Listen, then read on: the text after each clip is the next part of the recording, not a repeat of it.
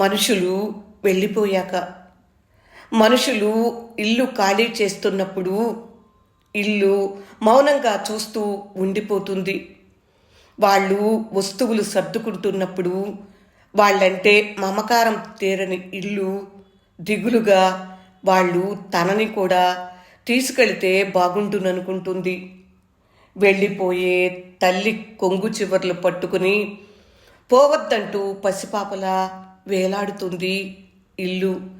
ఇల్లంతా ఖాళీ చేసి వాకిలి వైపుగా నడిచి వెళ్ళిపోయే వాళ్ళ పాదాల నిష్క్రమణ ధ్వనులు దూరమయ్యే కొద్దీ మెల్లిగా వినిపించటం మానేసిన పాట కొసలు పట్టుకున్నట్లుగా వేడలేనితనంతో ఇల్లు కూడా గుమ్మం దాకా వెళ్ళిపోతుంది. రంగుల కలల్ని, కమ్మటి నిద్రని కానుకగా ఇచ్చిన పడక గది, అమ్మల అన్నం పెట్టిన వంటగది నన్నెలా వదిలేస్తావన్నట్లు నిర్గాంతపోతూ శూన్యపు చూపులతో నెక్కదీస్తాయి. ఇల్లు తలుపు చాటున నిలబడి కదలబారిపోతున్న మనుషుల నీడల వైపు వాకిలి దిక్కుదీనంగా చూస్తుంది. ఇల్లెలా ఉందో అని ఒక్కసారి కూడా ఆలోచించని మనుషులు మాత్రం పాత చొక్కా విడిచినట్లే ఇల్లును విడిచి వెళ్ళిపోతారు.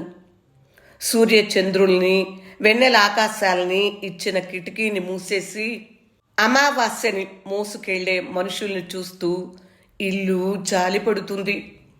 వెళ్ళిపోతున్న మనుషుల కోసం పెరటి తోటలో రహస్యంగా విరబూసిన గులాబీ ఒకటి ముఖానికి చివరి చూపు లాంటి రంగేసుకుని రెక్కల కళ్ళేసుకుని నిశ్శబ్దంగా చూస్తుంది.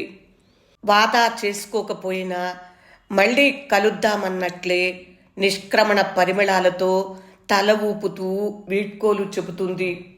మనుషులు వెళ్ళిపోయాక ఇల్లు ఖాళీ వాసన వేస్తుంది. బహుశా ఎడారి వాసన, ఒంటరి వాసన, విరహంలో కారిన కన్నీటి వాసన. మళ్ళీ తనని ప్రేమించే మనుషులు వచ్చి సర్దుకునేదాకా ఇల్లొక నిరీక్షణ గుడారం అయిపోతుంది.